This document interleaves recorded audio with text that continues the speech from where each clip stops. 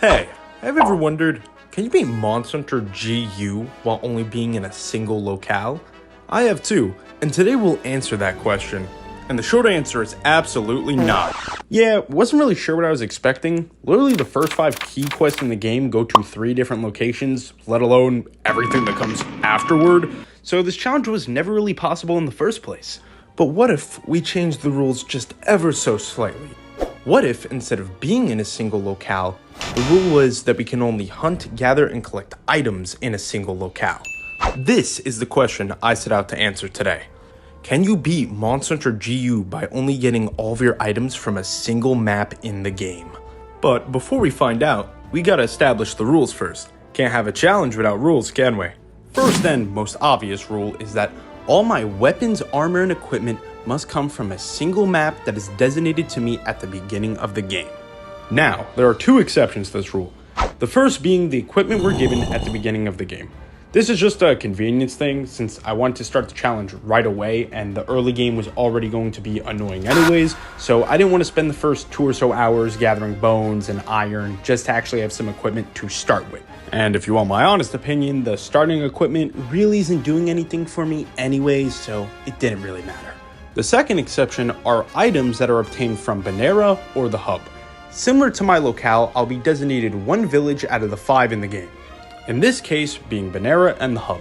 They do count as one, you can literally walk to one another, you don't even have to open the map, so just think of it as Banera Zone 1 and Banera Zone 2. This comes with the price of that I can only use the items at Banera or the hub. So none of the later pub tickets, none of the Kokoto's Hero Sword, and no dark pieces from Poke. These are all off limits because they are not found at Banera or the hub. Now for rule 2, it's real simple. No talisman, none at all. It'll just make the run generally harder, and it also feel like it'd be hard to keep track of where I got what talisman from where, so I just thought it'd be overall cooler to not use one at all.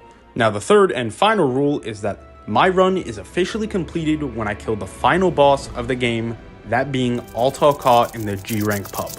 Now that the rules are set, the last thing you need to know is which locale I'll be locked to for this run, which I'm happy to announce Christmas is coming early, because I'll be locked to the Arctic Ridge for the entirety of this run. Now with our rules set and our locale locked, I present to you the first ever Monster Hunter GU locale lock. Let's do this.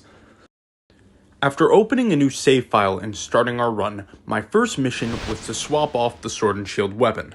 I am no good with Sword and Shield, and I'm well aware of this, so I wanted to first get on to one of the other weapons I can actually play. Now, in this case, I chose the Switch Axe due to being very familiar with it and just being my first ever main weapon, so I thought, hey, good old reliable, won't fail me.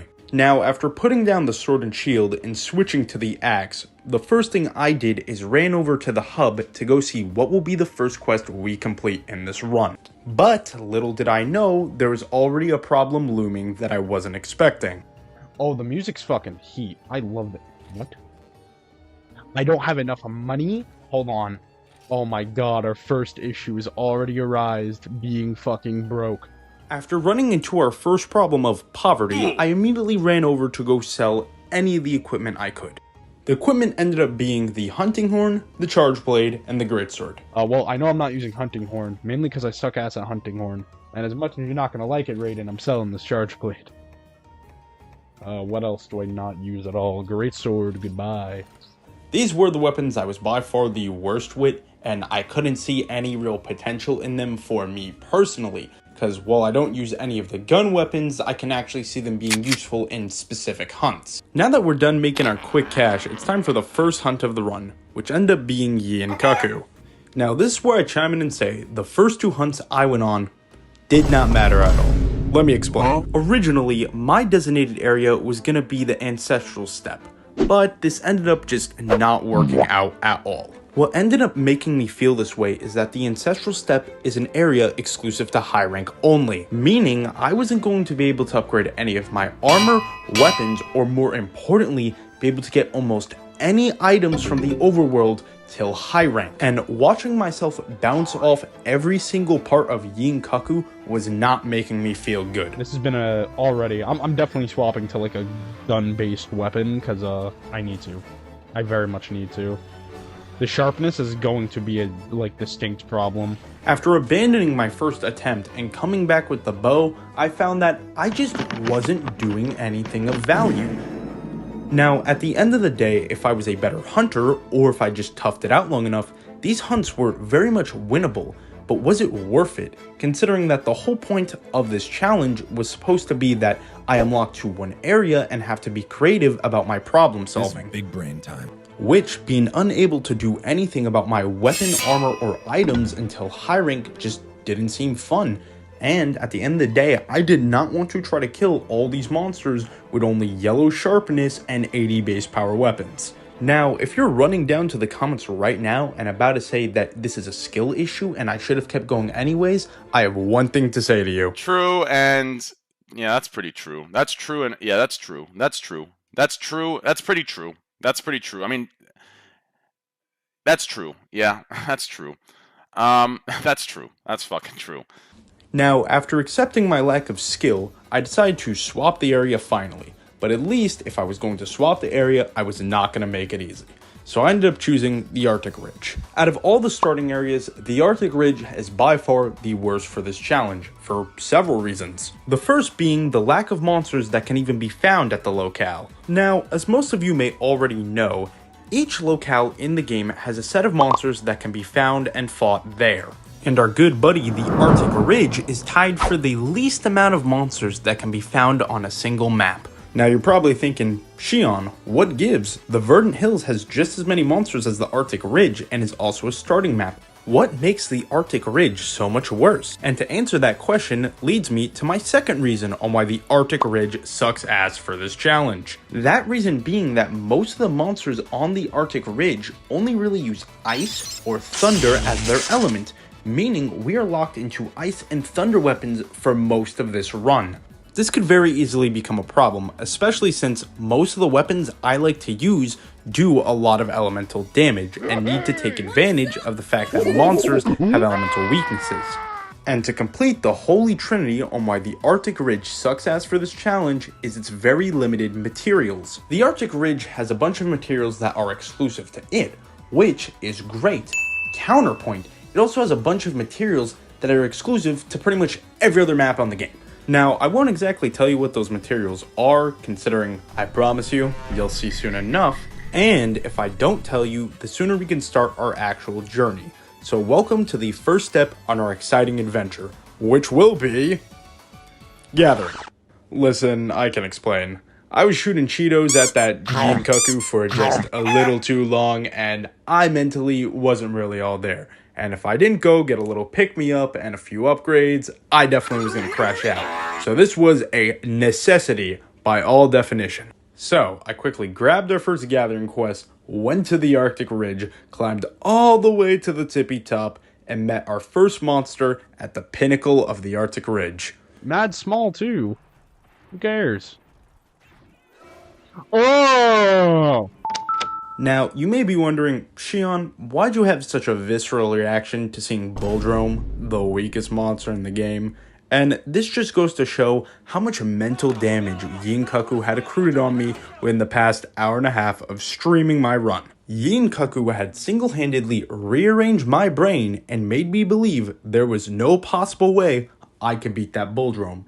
Even though I soon found out that it was very possible and I was just very much delusional. After running away like a real man, I just went around gathering any herbs, ores, just really anything I could find to make my life easier. Getting the iron ore for the upgrade was simple enough and pretty easy to grab, so I grabbed every single item I possibly could and head out to try to see if I can make anything to give me a better chance versus the upcoming monsters.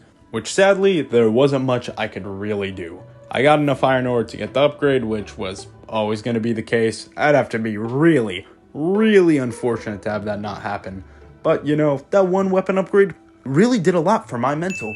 I finally decided, you know what, let's just get it over with. Let's try to get one monster down. Lagambi it is. Doing aerial, we have a slightly better weapon. Not a huge upgrade, but still a upgrade nonetheless. We can get Rider, makes it easier to mount. Boom. Now we have cats too. Oh yeah, I think I forgot to mention that I got 2 cats. I think that happened because I got them in between my Crash Out era and my Hog Horror era. So, let's introduce them now. First up is Snaggle, our Charisma Palco. Pretty much the team leader of sorts. He's just here to help out, and I didn't really have a choice because your first cat always has to be Charisma. Since he is the team leader and will be fighting with us, you could think of him as a modern Julius Caesar. He's here to fight with us, help out, and maybe he'll lay out some good tactics later on, but right now he has some work to do. And for our second cat, we have, yeah, don't put your fingers near that one, he's a little vile. This is Suds, our fighting bias Palco, and is, well, how'd you say, the fighter, but I prefer to call him the bully.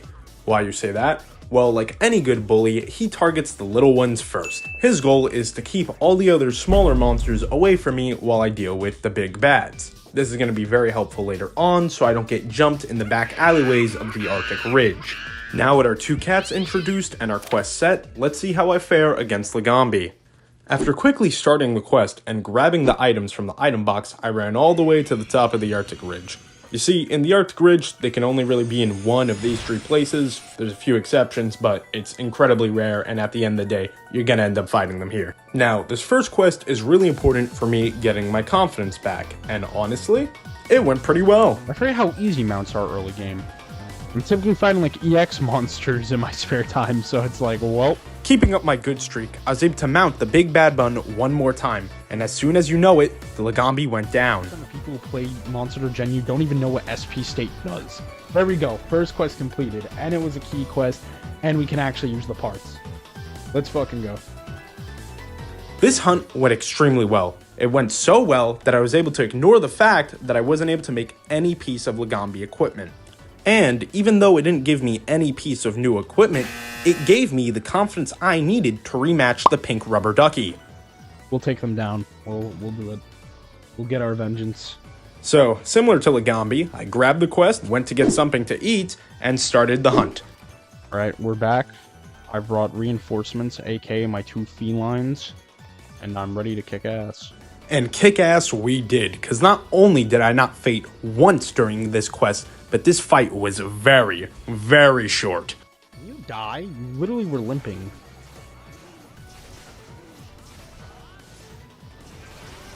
Thank you. There we go. My earlier hour waste of time has been avenged. Very glad. Next on our chopping block was Tetsukabra, a monster that I thought I'd have no problem with. And while I did win, not gonna lie, I did die twice due to my own sheer ignorance.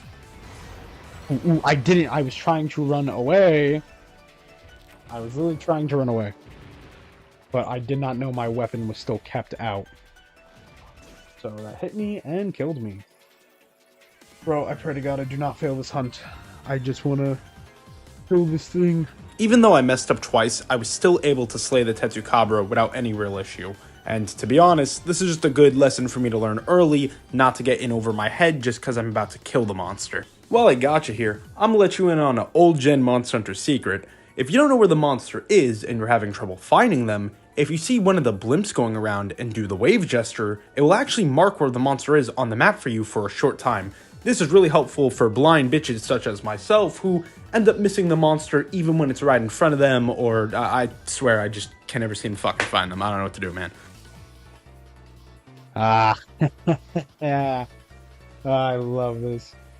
After using the ways of the ancient hunters, I quickly found and slayed our froggy foe. I'm sorry, boost jump having invincibility is fucking insane. I understand why, or else it would just be like severely worse, but like, it makes me feel way cooler than hitting an adept. I should not carve it. Speaking of not carving, let me just put this out there real quick.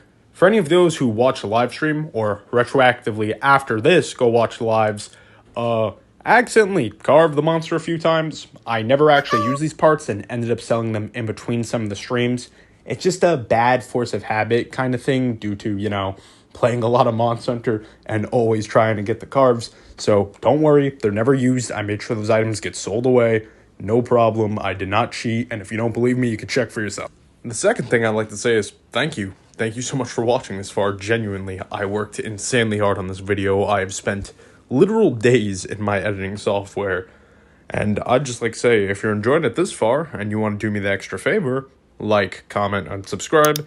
It really helps out the channel, and I'm looking to try to hit 500 before the end of the year. So, hey, sub up and join the group. And that's all for now. Back to your video. After slaying Tetsukabra, we only had 2 key quests left, and I decided I'm gonna get the more obnoxious one out the way first, Gypsyros.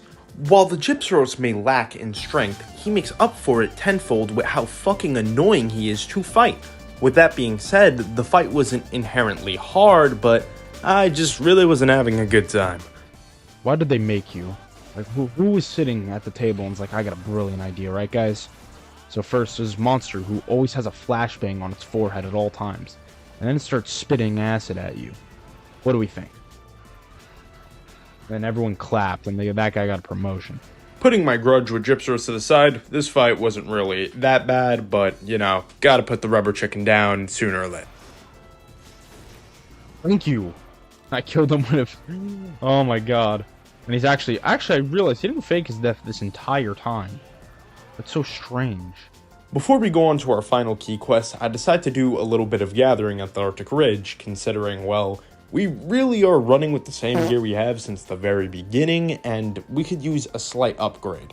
Now you may be thinking, Shion, why don't you just hunt down the Gambi a bunch? It's pretty much the best thing you could get right now, right? See, in the old generations of games, making armor and equipment wasn't as simple as just 4 parts from the monster.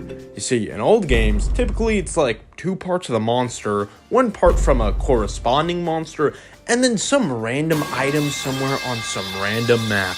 To top it all off, you have to go through the monster's weapon tree, which may include monsters from the same area, or sometimes it could be monsters that correspond in different ways.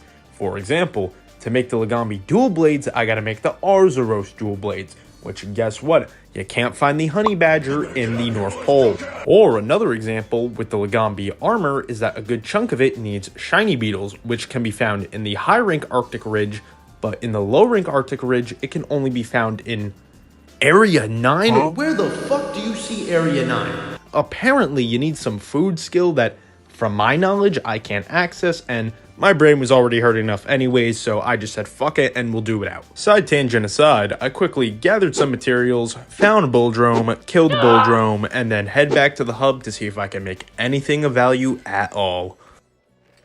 With it. I can level it up. I can level it up. Wait. We could be cooking. Okay, it's stronger than anything.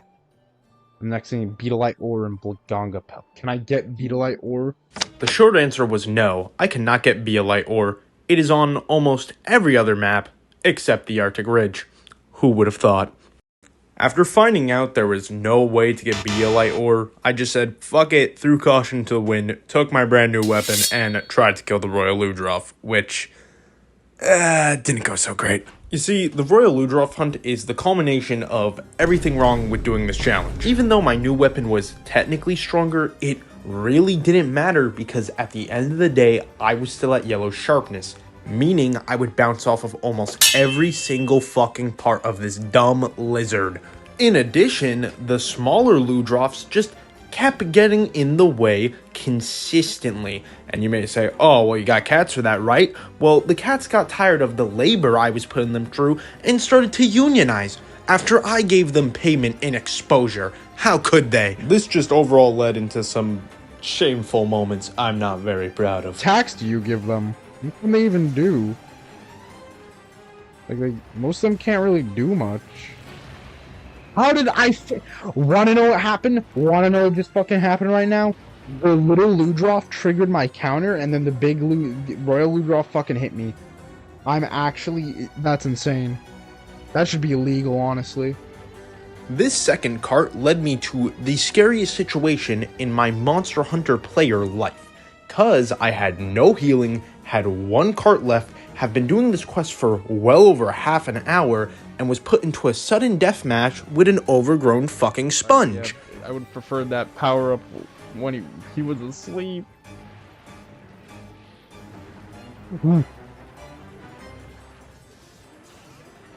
No! Woo! I thought that was gonna kill me. I thought I was dead. Very much thought I was dead, but I am so close to being dead. This is insane. Snaggle. You're almost back. Thank you. Please. Alright, Suds is down, but he was too busy running around.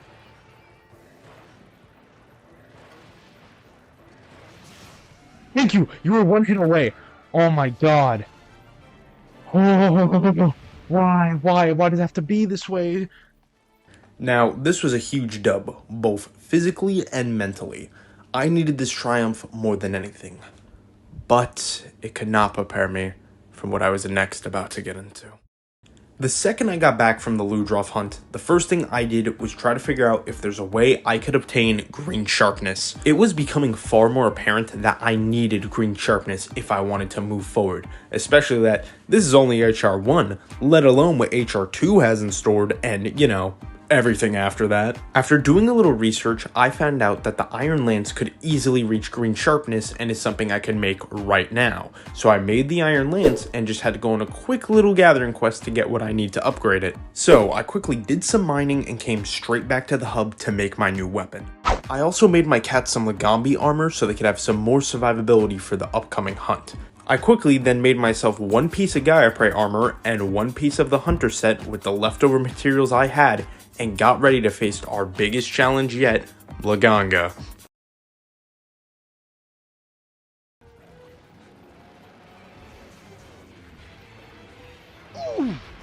Oh, Moxie! Moxie saved my life there. If I didn't have Moxie, I'd be very dead right now. They just made that shit way more big. Can I not block that, really? I might die here if that... Okay, I'm alive. For how long is who's to really say? I'm dead. I'm dead, I'm dead, I'm dead. I was stuck in a corner. We were like Street Fighter 3 corner pressure. What did you want from me? Don't care, stabbing you right in the ass. I'll play dirty. I'll do whatever's needed to win. I just almost lost to Royal Ludroth. I'm a desperate man. Alright, I might die again. Oh, that count is hitting me, that count is hitting me, that count is hitting me. Fuck, fuck, fuck. I don't know how low you are. I hope you're low, but I don't know how low you are.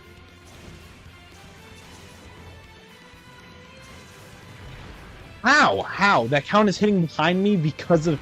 That's insane. That's actually literal insanity. But within this insanity, my hopes were answered. He was limping. I could actually win. I quickly ran back to base and healed on the bed since I was completely out of items at this point. But he was so close. All I had to do was land that finishing blow. Knocked him over. Please, end it. This needs to be done with. Like, we're both tired, bro. You're physically tired. I'm mentally tired. Let's just... What? Why? How and why are you... Are you fucking joking me? Are you joking me? All that? How close? How close could you have been? It should have been over. You should have been dead. You're a cheater. Game Shark, I say. Game Shark, I say. On that day, I ended stream a defeated man. I just couldn't believe what happened. I was right there. Victory in reach, and yet it slipped away. All because my counter did not work. The following day, I booted up my stream and got ready for round 2. I just need my team over here to remove the small monkeys and we're good. That's all I need them to do. They do that, life could be beautiful.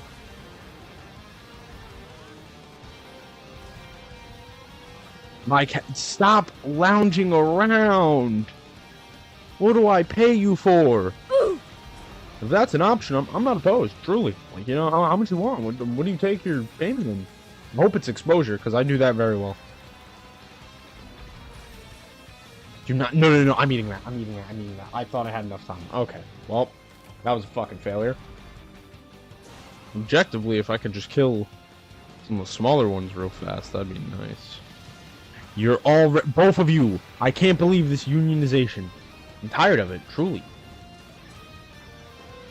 I need to block. I need to run. You're gatekeeping me. I'm very literally getting gatekeeped. Hold on, I'll be back. Give me a second. I have to do a lot of things. Ooh. That's gonna hurt. Hurt? That's gonna kill me. How? I'd really wish to say that this hunt went better than the last one, but just watch, man. Okay, well, there you go. That I didn't even have to. Well, yeah, I made it count, man. Now, you may correct me if I'm wrong, but this might be the first ever recorded incident of someone failing their quest to a Blongo. Ever. Now, I need to try something new.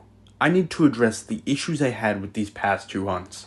And, personally, the first place I looked were these 2 slackers. So like any good boss, I had to let them go. Into the pit. Now, to replace my old workforce, I had to get 2 replacements. First, meet Eel. He's a healer cat. And he does what you think he does. All his job is to do is make sure me and our other newcomer that I'm about to introduce stays healthy. Which, meet Yoko, the bomber cat. His main goal is to blow up and make sure that there is no body. With these top tier workers by my side, I was already feeling pretty confident. The only thing left to do was to prepare better. 1, I swapped out the lance and picked up my dual blades again. Yes, the lance has more raw, but the dual blades is so much better for evading and dodging. And with its jank ass hitboxes, the lance's counter wasn't doing anything. And 2, I just made sure to bring proper items. I tend to forget that, and yeah, man, I don't know what to say. And after all that, I think I'm ready. Will I be able to beat the snowy beast, or will I be forced to throw 2 more workers into the hole? Let's find out. 1, 2, 3, then 5, and then wherever else he is. That's the entire game plan. Is once I'm done with this hunt, I'm probably done with stream. Holy shit. Fuck, he just barely moved. What are you 2 doing? I literally just hired you. Please. This can't be. Oh, dang it. Hit me from the fucking top ropes. I was all the way up in heaven and he yoinked my ass back down. Oh, fuck, my voice. Oh, okay. He did drop a giant bomb. Maybe not on the person I want to, but high key, if it takes one of them out of the fight, I'm not... Thank you. Thank the fucking... Oh my god, raise. Actual payment. You're getting a payment. Consider a check in your mail already. Thank you, Yoko. If I get your name wrong, I'm sorry, but yeah, thank you. Shout out to him. Employee of the month. Please do not hit one of my cats by trying to hit me. Yes, Eel dodge. That was meant for Eel. I saw. He's great. These cats, yo, see what happens when they don't try to unionize. Maybe I'll pay them. Like, just maybe. I'm honestly considering. Oh, that's bad. I did not mean to do that. That attack Heike sucks ass. Oh, yeah, I was gonna say I need healing? Bro. This is a squad. We got a real team here.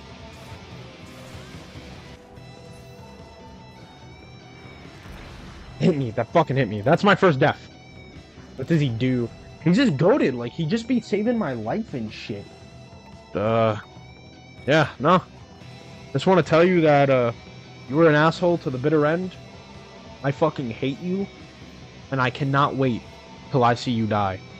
Got it? Alright. Time to put you down, brother. Oh! Brooke! Please! Please! Please! Oh no, you know what? Fucking $4. It's double payday today for you. Yes! Oh, and that's the final hit. That's fucking gorgeous. And Yako brought the big bomb. Oh, I could cry. I kill it with a stone. With a what? I could actually cry right now. And I just finished my milkshake. It's truly a beautiful day. It's gorgeous. It's fucking gorgeous. Oh, look at that. Isn't that just gorgeous? Oh, that is beautiful. Truly, truly beautiful. Fuck. I could not be happier. After beating Blaganga, I did nothing. At least, nothing so far. This run is something I am still currently doing. I stream every Thursday and Friday at 5:30 p.m. Eastern, so if you want to catch me there, then be my guest. In fact, I dropped this video pretty much right before I intended to stream, so keep an eye out if you caught me early. But before saying any more of that, what I really need to do is give a shout out to the people who helped make this video possible. The first shout out goes to my wonderful thumbnail artist, Miss Beezy Weezy. She's worked with me on what used to be my longest video and now has the new thumbnail for my new longest video. She always does wonderful art. She's just a really great person. I have all her links in the description. Check out her YouTube page. Check out her comments she's working on. She's always posting something, so you should keep up with her. Second goes to my beautiful girlfriend for making the two little Palco images. Aren't they just so cute? They really, I think, helped the video, and hopefully we could get more stuff going like that later on and just try to keep advancing the content, because I'm always looking to push for bigger and better. Last one's not a direct shout out due to being asked not to, but I'll just put the image on screen. GUJ Hogging, you already know, simple as that. If you know, you know. And yeah, that's gonna be it for me for now. This is by far, like I've said a million times, the biggest thing I ever worked on. I know it's not an hour-long video, but you gotta understand, man, this is like almost 10 hours of stream footage, and I've been in my editing software, my own phone has told me for literal days, so I've just been getting fucked up by trying to make a project this big, but it's something I was very passionate about and really wanted to make happen.